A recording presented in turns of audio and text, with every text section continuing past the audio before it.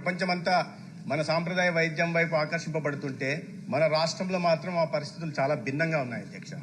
ఉదాహరణకు చెప్పాలంటే ఇప్పుడే చెప్పారు, ఎక్కడ చూసినా కొరత ఉంది, సిబ్బంది కొరత ఉందని. ఇన్ని డిస్పెన్సరీలు, ఆయుర్వేద కేంద్రాలను మూతవేయాల్సిన కారణం ఏంటంటే గత ప్రభుత్వం 5 సంవత్సరాల పాటు ఈ విభాగాన్ని పూర్తిగా మర్చిపోయింది అధ్యక్ష.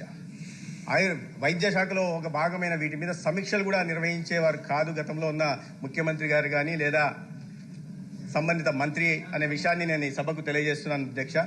అదే ఈ మారిన పరిస్థితుల్లో కూటమి ప్రభుత్వం వచ్చిన తర్వాత గౌరవ ముఖ్యమంత్రి గారు ప్రత్యేకంగా వీటి మీద సమీక్ష నిర్వహించి దాంట్లో ఉన్న లోటుపాట్లను, కొరతలను గుర్తించి వాటిని తీర్చాల్సిందిగా వారు ఆదేశించడం జరిగింది అధ్యక్ష. రాష్ట్ర వ్యాప్తంగా చూస్తే అధ్యక్ష, ఆయుష్లో 327 ఉద్యోగాలు క్యాడర్ స్ట్రెంత్ ఉంటే 64 ఖాళీలు ఉన్నాయి అధ్యక్ష. హోమియోపతిలో 190 అయితే 62 ఖాళీలు ఉన్నాయి అధ్యక్ష. యునానీలో 73 అయితే 31 ఖాళీలు ఉన్నాయి అధ్యక్ష.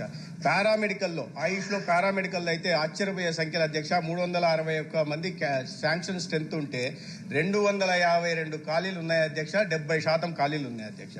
మొత్తంగా చూస్తే 1087 శాంక్షన్ స్ట్రెంత్ ఉంటే 458 అంటే దాదాపు 50% ఖాళీలు ఆయుష్ శాఖలో ఉన్నాయి అధ్యక్ష. వాటిని సరిచేసే ప్రయత్నం చేస్తున్నాం అధ్యక్ష.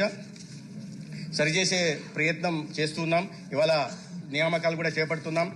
మనం వచ్చిన తర్వాత 188 పోస్టులకు గాను notification Andhra Pradesh public service commission ద్వారా ఇవ్వడం జరిగింది. నియామకాలు కూడా దాంట్లో చేయడం కూడా జరుగుతోంది అధ్యక్ష.